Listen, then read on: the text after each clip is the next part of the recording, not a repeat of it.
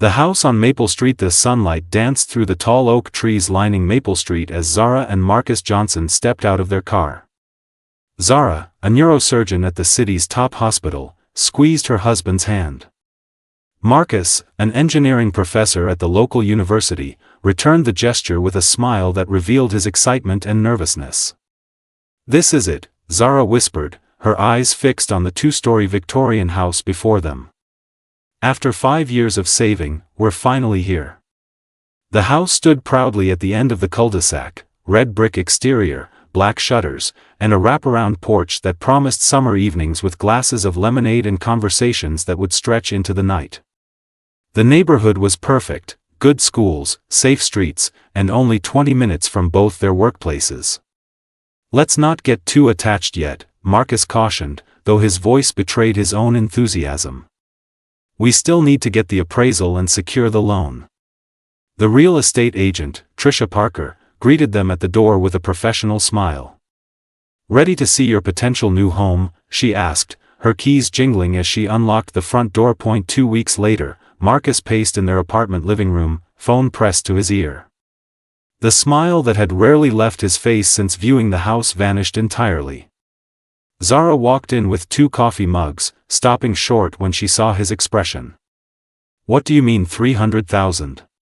Marcus questioned, his voice rising. "The neighboring properties sold for at least 450,000. He listened for a moment, then shook his head. "Yes. Email me the report." Zara set the mugs down.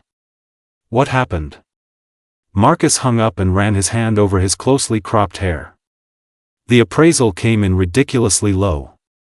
Way below what we expected, below what any house in that neighborhood should be valued at." Zara grabbed her laptop, pulling up recent sales data. "This makes no sense. Look at these comps. Every similar house in that area sold for much more." The appraisal report arrived in Marcus's email with a ping. They huddled together on the couch, scrolling through the document. The appraiser had marked their dream home as being in fair condition despite its recent renovations. Neighborhood ratings were surprisingly low. Comparable properties chosen were from entirely different areas. "Something's not right," Zara said, her jaw tightening. "With our combined incomes and credit scores, this loan should be easy. But with this appraisal..." Marcus nodded grimly. "We can't afford the higher down payment this would require." Tricia called that evening. "I've never seen an appraisal this off," she admitted. "Let me make some calls." This isn't the end. Determination replaced disappointment as Zara and Marcus dug deeper into the situation. Their dining table disappeared beneath printouts of housing data, appraisal regulations, and news articles. "Look at this," Zara pointed to her screen one evening. "A study showing black-owned homes are consistently undervalued by appraisers, by an average of 23% compared to similar white-owned properties." Marcus leaned over her shoulder, frowning. "And here's another case from last year. Black couple, impeccable credit, professional careers. Same issue with their appraisal. They requested copies of previous appraisals for the house on Maple Street. The current owners, an elderly white couple moving to Florida, had received a valuation of $465,000 just 18 months earlier. Nothing significant had changed in the neighborhood since then." "This isn't coincidence," Marcus said, connecting papers with colored string like detectives in crime shows. "The only variable that changed was us, black buyers instead of white ones." Zara called 3 other black couples they knew who had purchased homes in predominantly white neighborhoods. All reported similar experiences: suspiciously low appraisals, extra scrutiny on loan applications, or sudden issues with properties that hadn't existed before. The next day, Marcus visited the county records office. He discovered their appraiser, Vernon Whitley, had a pattern. Homes purchased by minorities consistently received lower valuations than identical properties bought by white families. "It's systematic," Zara said that night, eyes burning with anger and determination. "But I refuse to give up on our dream home because of someone's prejudice." Marcus nodded, reaching for his phone. I'm calling Elena. I have an idea. You think she'll help? Zara asked. She's been our friend since college. If anyone would understand and want to help expose this, it's her. Elena Rivera arrived at their apartment the following evening, bringing pizza and righteous indignation after hearing their story. This is absolutely outrageous, she said, pacing the living room. But not surprising. My cousin faced something similar in Chicago last year. Marcus laid out several documents on the coffee table. We have the evidence showing a pattern, but we need to prove it conclusively for this specific house. Zara nodded. That's where you come in. We want to request a new appraisal, but with you pretending to be the homeowner.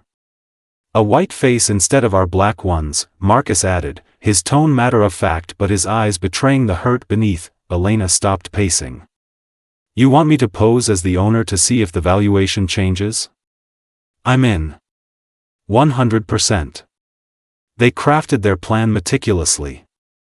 Elena would temporarily move in some of her belongings, family photos, books, artwork, to replace Zara and Marcus's personal items. Tricia, their real estate agent, agreed to help, disturbed by what seemed like blatant discrimination. We'll request a different appraiser from the same company, Zara explained. Someone who doesn't know about the previous valuation. Then we compare the results. Elena took notes on her phone. What about documentation? We'll need solid proof for any potential legal action. I've contacted a housing rights attorney, Marcus replied. She suggested recording all our communications and keeping detailed records of every interaction. Zara looked at their friend with grateful eyes. This shouldn't be necessary in 2025, but thank you for helping us fight this. Elena squeezed her hand. Let's expose this and make sure it doesn't happen to another family. The transformation of the house was meticulous and swift. On a rainy Saturday morning, Zara and Marcus carefully removed every personal item that might identify them as black homeowners. Family photographs vanished from mantels and walls. Books by prominent black authors were packed away. The artwork reflecting their heritage was temporarily stored in their apartment. In their place, Elena arranged her belongings strategically throughout the house. Photos of her family vacations in Europe appeared on end tables. Her college diploma replaced Marcus's on the office wall. Her cookbook collection filled kitchen shelves. Even the refrigerator displayed shopping lists and reminders in her handwriting. This feels wrong on so many levels, Elena whispered as she arranged her throw pillows on the couch. Marcus nodded grimly. The fact that we have to do this at all proves exactly why we need to. Tricia arrived an hour before the new appraiser was scheduled. Remember, Elena, you've owned the house for 2 years. You're only selling because you got a job offer in Seattle. Elena rehearsed her story one last time while Zara and Marcus prepared to leave through the back door. They would watch the proceedings via a security camera they had installed with permission from the current owners. Keep it casual, Zara reminded Elena. Don't oversell. The doorbell rang at exactly 2 p.m. From their car parked down the street, Zara and Marcus watched on a tablet as Elena greeted the new appraiser, Ronald Perkins. Welcome, Elena said with practiced ease. Thank you for coming to appraise my home. Perkins moved through the house efficiently, noting features and taking measurements. Unlike the previous appraiser who had spent only 20 minutes inside, Perkins conducted a thorough examination that lasted nearly an hour. You've maintained this place beautifully, he commented, admiring the original hardwood floors that the previous appraiser had barely glanced at. In the car, Zara squeezed Marcus's hand so hard her knuckles whitened. He's actually looking at the crown molding, she whispered. Whitley didn't even mention it. When Perkins reached the kitchen, he nodded appreciatively at the new appliances and granite countertops. These renovations definitely add significant value, he noted, taking multiple photos. The previous appraiser had described the same kitchen as moderately updated with basic features. As Perkins finally left, promising results within days, Elena maintained her composure until the door closed. Then she looked directly at the hidden camera and gave a thumbs up. Phase 1 complete, Marcus said softly. Now we wait. 3 days later, Zara's phone rang during her lunch break at the hospital. She stepped into an empty consultation room to answer. It's Trisha. The new appraisal just came in. Zara put the call on speaker, heart pounding. What's the number? $485,000. The room seemed to spin. Zara gripped the edge of the desk to steady herself. Say that again? $485,000. That's $185,000 more than the first appraisal. Marcus joined the call from his university office. 62% higher, he calculated, voice tight with controlled emotion. For the exact same house. Trisha's voice hardened. I've been in real estate for 15 years. I've seen disparities, but nothing this blatant. This isn't a difference of opinion between appraisers. This is something else entirely. When Zara finally spoke again, her voice was steady with resolve. We have everything documented? Everything, Trisha confirmed. Photos, videos, both appraisal reports with timestamps. Your attorney will have more than enough evidence. Marcus exhaled slowly. Then it's time for the next step. The offices of Jackson and Associates buzzed with activity as Simone Jackson, a housing discrimination attorney with 20 years of experience, spread the evidence across her polished mahogany conference table. This is one of the clearest cases of appraisal discrimination I've seen, she declared, tapping the two reports side by side. The difference is too large to be explained by anything other than bias. Zara leaned forward. What are our options? We file a federal lawsuit under the Fair Housing Act, Simone replied without hesitation. We'll name the appraisal company, Vernon Whitley personally, and the bank that accepted the biased valuation. When the certified letters announcing the lawsuit arrived at their destinations, the reactions were swift. The bank called immediately, requesting a meeting. The appraisal company's lawyer reached out next, voice carefully neutral when suggesting there might have been some oversights. Vernon Whitley himself remained silent, the story leaked to local media. By evening, the Johnsons' experience was headline news, Black couple proves housing discrimination through experiment. Are you ready for what comes next? Marcus asked Zara that night, both their phones buzzing constantly with notifications. She nodded. This was never just about our house. It's about everyone who's been denied fair treatment. The morning after the news broke, Zara and Marcus arrived at the house on Maple Street to find the front yard filled with neighbors they hadn't yet met. We heard what happened, said an elderly woman who introduced herself as Ruth Gardner. Lived here 30 years. This isn't what our neighborhood stands for. Another neighbor, Tom Chen, stepped forward. My family faced similar issues when we moved here in the 90s. Things should have changed by now.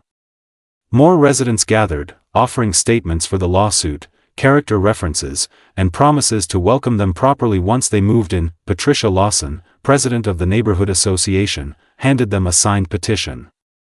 68 signatures. Every household on Maple Street.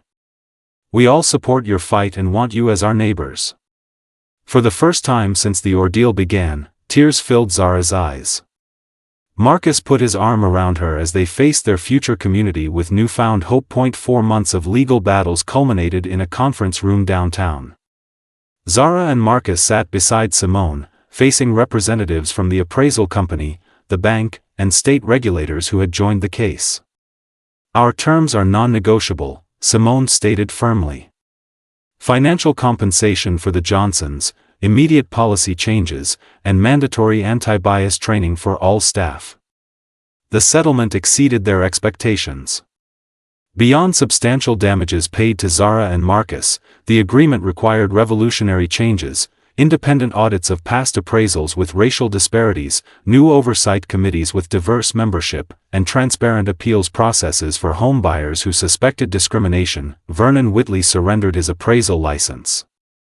The state licensing board launched investigations into a dozen more appraisers with suspicious patterns of valuations. Most significantly, the case prompted the Federal Housing Finance Agency to announce new nationwide guidelines requiring appraisal companies to implement blind assessment protocols wherever possible. At a press conference on the courthouse steps, Zara addressed a crowd of reporters and supporters.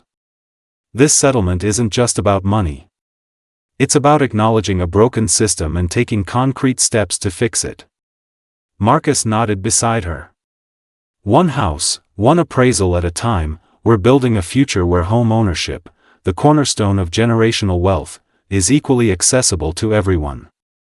Governor Ramirez called that evening, asking them to serve on a new state housing equity commission. "Your experience and determination could help prevent this from happening to others."